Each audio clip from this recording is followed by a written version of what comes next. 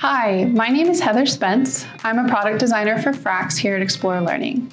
At Explore Learning, my specialty is in data analysis and driving adaptive and personalized learning within Frax. Using that analysis, we tweak the learning experience in real time, making it more personalized and likely that the content meets each user where they are. Here is a bit of a breakdown on how we accomplish this. To create an adaptive, personalized learning environment for students, there are a few key steps. First, we gather small data samples with rounds of pre-release playtesting. This is done one-on-one with a student and proctor, and the data is both qualitative and quantitative at this step. We are able to analyze not just internal performance metrics, but also how the student interacts with different elements of the game, which challenges they find easy, where they struggle, and even what feedback and art they engage with the most.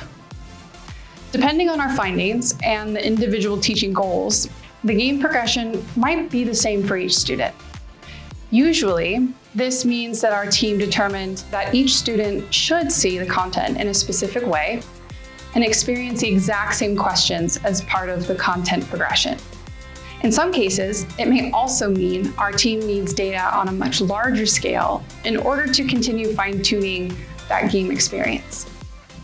Finally, we deep dive into the user data and look for patterns. Specifically, we're working to identify what adjustments can be made, either to a specific game or its surrounding activities, to better optimize the learning experience for all students.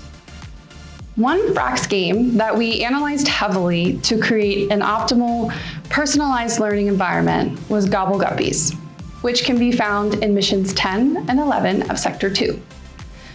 Gobble Guppies' role is to give the students practice in constructing and counting on number lines so that they feel comfortable using the number line as a tool to help solve fraction, addition, and subtraction problems. When we pulled our large-scale data, a few patterns emerged immediately. Most students started very strong, and then we saw a specific point in the game progression where most students started to struggle and never quite reached their early accuracy again. A significant component of our more adaptive rework focused on whether students successfully identified when and how the whole number changed in the labeling sequence. If students continued to struggle, the complexity would change in various ways. After students successfully answer those targeted, less complex questions, we return them to the original questions, ideally with more confidence and ready to progress. All in all, this is just one way we're using technology to enhance classroom learning and make education more enjoyable for everyone. By constantly analyzing our user data and fine-tuning the student experience, our Frax team is working every day to ensure that our product grows alongside its learners. Thank you for your time.